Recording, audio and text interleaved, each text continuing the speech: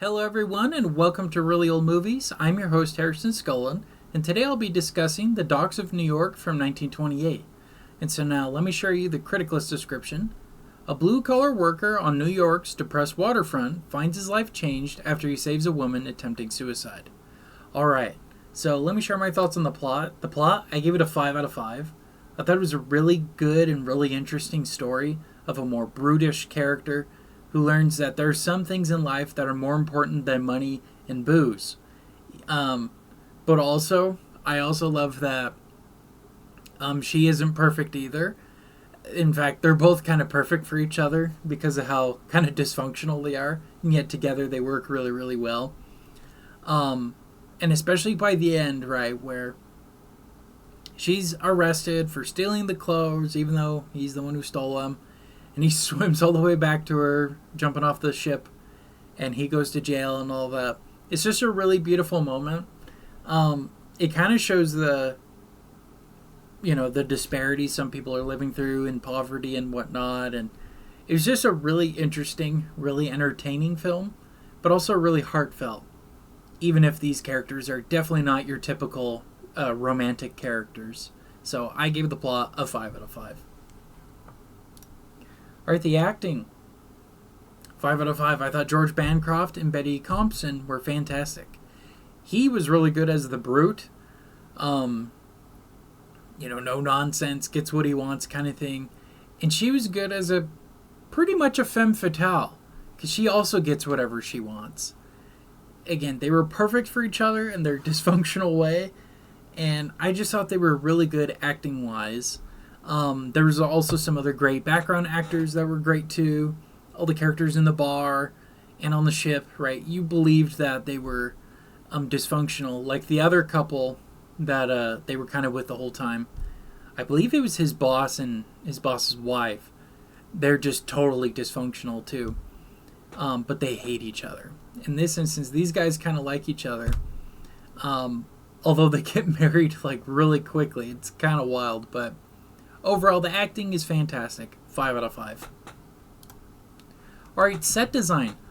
I gave it a 5. I mean, so many of the moments, like here, with the water and the docks and whatnot, looked real. As far as I know, a lot of it were set pieces with, like, fake water. Not fake water, but, like, a fake lake underneath it. But, yeah, it just looks so realistic, and I was very impressed with it. Especially the scenes in the bar, scenes in the houses and whatnot, and the scenes on the boat. They looked amazing. 5 out of 5. Speaking of the boat, for cinematography, also a 5 out of 5. Joseph von Sternberg. This is actually the second film I've seen by him. The other one was Shanghai Gesture. And he's known for films with was it Betty Davis? No, I'm sorry, Marlene Dietrich. They did a lot of films together. I've yet to see them, but his cinematography is fantastic. You could tell where noir and all of that gets its inspiration from. They get it from Joseph von Sternberg. They get it from F.W. Murnau. A lot of the silent movies. This is another example of that. Amazing camera work. Love the smoky scenery.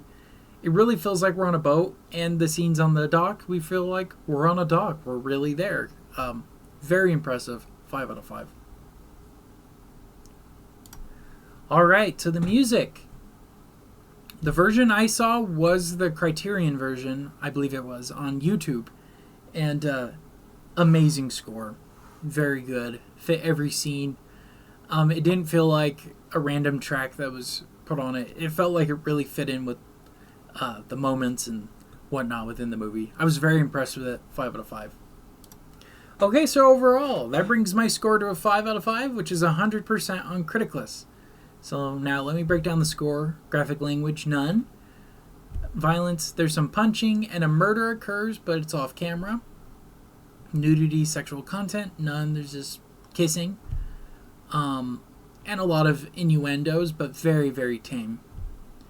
Political bias, none. Family friendly, I would say it's very family friendly. There's nothing in here that I would deem offensive to children or families or anything like that. Entertainment value, very entertaining. They're very dysfunctional, yet you can't look away. It's very intriguing, very, very entertaining. I loved it.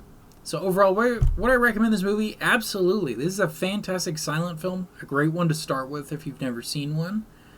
It's also a great romance, and just a look at the rough life of a lot of people, especially in this era, who are bordering on poverty.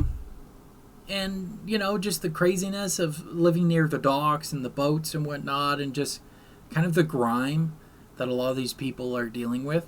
Very impressed with that. It's very messy, but it's also very romantic and charming. And that's what I love about it. It's very charming even amongst the messiness. So, overall, great film, great silent film, 100%. Yep. All right, well, those are my thoughts on The Docks of New York from 1928, and that concludes today's movie review.